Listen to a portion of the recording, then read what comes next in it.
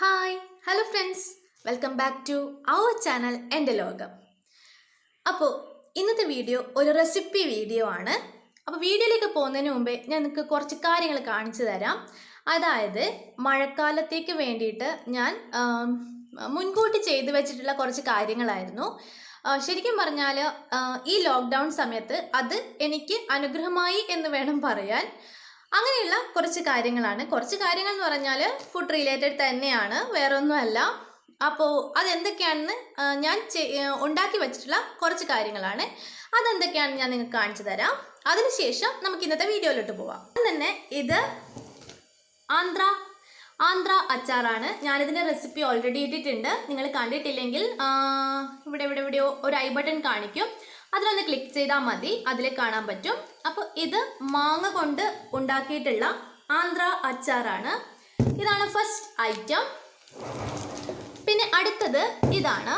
ഇത് ഈത്തപ്പഴം ബീട്രൂട്ട് അച്ചാറാണ്. അപ്പോൾ ഇത് ഞാൻ യൂട്യൂബിൽ തന്നെ കണ്ടിട്ട് ഒരു റെസിപ്പി കണ്ടിട്ട് ചെയ്തിട്ടുള്ളതാണ്.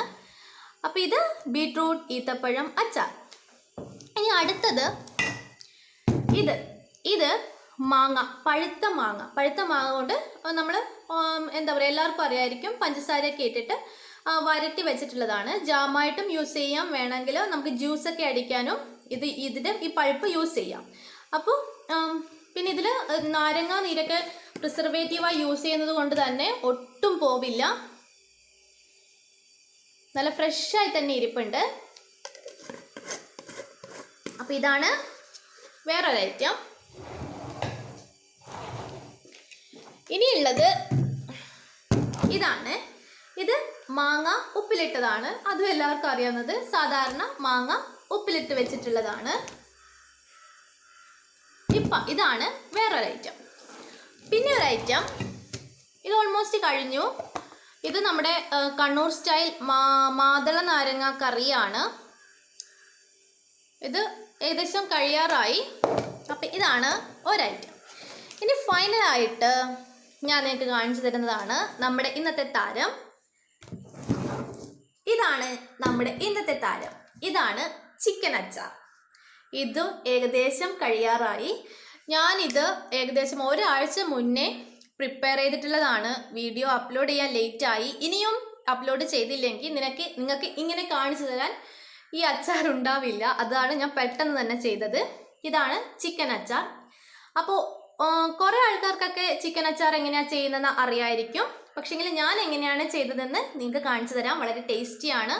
ഇവിടെ മത്സ്യമൊന്നും കിട്ടാനില്ല, മാർക്കറ്റൊക്കെ അടച്ചു. അപ്പം ഇവിടെ എൻ്റെ വീട്ടിലാണെങ്കിൽ ഹസ്ബൻഡ് നോൺ വെജ് ഇല്ലാതെ ഫുഡ് കഴിക്കാൻ പറ്റില്ല എന്ന സ്ഥിതിയാണ്. അപ്പോൾ ഇതുപോലെ ആക്കി വെക്കുകയാണെങ്കിൽ നമുക്ക് സുഖമായിട്ട് ഉച്ചയ്ക്ക് ഭക്ഷണം കഴിക്കാം.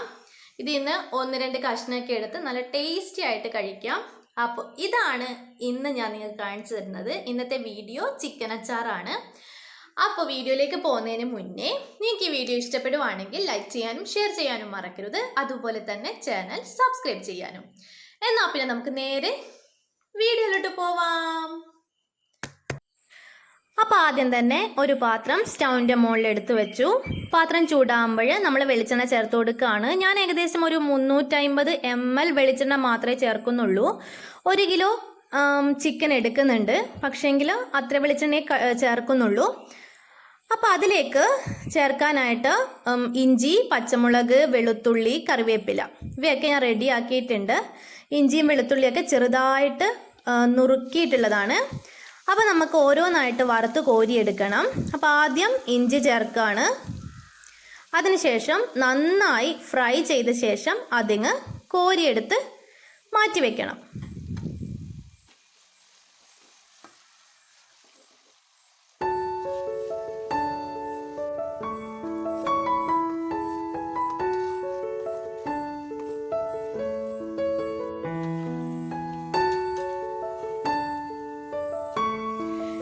അപ്പോൾ ഇഞ്ചി ഇവിടെ നന്നായിട്ട് ഫ്രൈ ആയി വന്നിട്ടുണ്ട്. ഇത് നമുക്കൊരു പ്ലേറ്റിലേക്ക് കോരി മാറ്റി വയ്ക്കാം.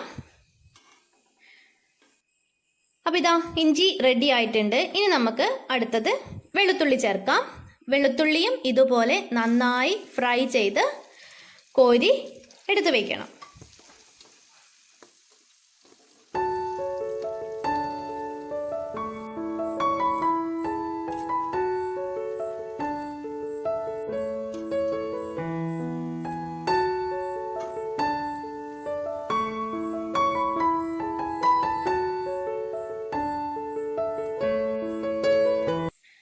ഇവിടെ വെളുത്തുള്ളിയും നന്നായി ഫ്രൈ ആയി വന്നിട്ടുണ്ട്. ഇതും ഞാൻ അതേ പ്ലേറ്റിലേക്ക് കോരിയെടുത്ത് വെക്കുകയാണ്.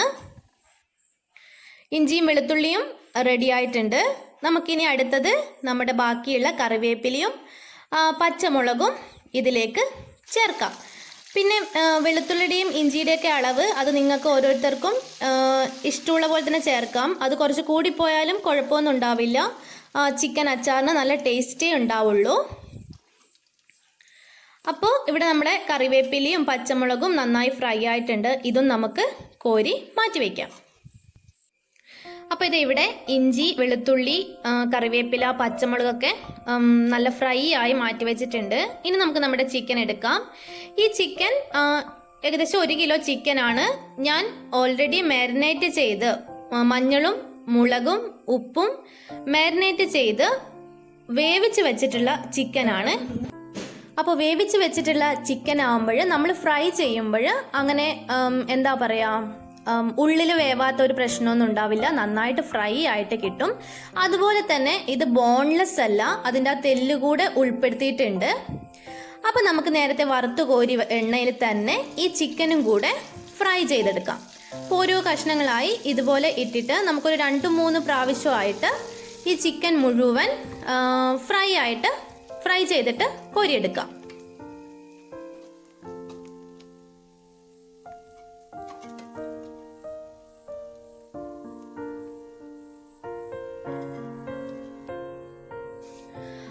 അപ്പം നമ്മുടെ ചിക്കൻ ഇവിടെ റെഡി ആയിട്ടുണ്ട്. ഞാൻ എല്ലാ ചിക്കൻ പീസസും ഫ്രൈ ചെയ്തെടുത്തിട്ടുണ്ട്. ഇനി നമുക്ക് ഈ വെളിച്ചെണ്ണ ഒന്ന് ഓഫ് ചെയ്ത് കൊടുക്കാം. അതിനുശേഷം മാത്രമേ അച്ചാറിലേക്ക് ആവശ്യമുള്ള പൊടികൾ ചേർക്കുള്ളൂ. അല്ലാന്നുണ്ടെങ്കിൽ പൊടികൾ കരിഞ്ഞു പോവാൻ സാധ്യതയുണ്ട്. ഒരു ഓഫ് ചെയ്തിട്ട് ഒരു 10-30 സെക്കൻഡിന് ശേഷം ചേർത്ത് കൊടുക്കാം. അപ്പം ഞാനിവിടെ എടുത്തിട്ടുള്ളത് ഒരു 2.5 ടേബിൾ സ്പൂൺ മുളക് പൊടി, 1/2 ടീസ്പൂൺ മഞ്ഞൾപ്പൊടി, കുറച്ച് ഗരം മസാല, അതുപോലെ തന്നെ ഒരു 1/4 ടീസ്പൂൺ കുരുമുളക് പൊടി, പിന്നെ ഒരു 1/2 ടീസ്പൂൺ കായപ്പൊടി, അതുപോലെ തന്നെ ഉലുവ വറുത്ത് പൊടിച്ചത്. അപ്പം ഇത്രയും സാധനങ്ങളാണ് എടുത്തിട്ടുള്ളത്. അപ്പം ഇത് നമുക്ക് ഈ എണ്ണയിലേക്ക് ചേർത്ത് കൊടുക്കാം. എണ്ണ ചൂടുണ്ട്, എന്നാൽ അങ്ങ് വളരെ കൂടുതൽ ചൂടില്ല. അതുകൊണ്ട് തന്നെ പൊടിയൊന്നും അങ്ങനെ കരിഞ്ഞു പോകുന്നില്ല. അപ്പം നമുക്ക് ഈ മുഴുവൻ പൊടികളും ചേർത്തിട്ട് നന്നായിട്ട് മിക്സ് ചെയ്ത് കൊടുക്കണം ഈ എണ്ണയിൽ. അപ്പം ഞാനിവിടെ എല്ലാ പൊടികളും ഇതിലേക്ക് ചേർത്ത് കൊടുക്കുകയാണ്. പിന്നെ നമുക്ക് അച്ചാറൊക്കെ ആയി കഴിഞ്ഞതിന് ശേഷം ഉപ്പ് ചേർക്കാം. അല്ലാന്നുണ്ടെങ്കിൽ ചിലപ്പോൾ ഉപ്പൊക്കെ കൂടിപ്പോകാൻ സാധ്യതയുണ്ട്.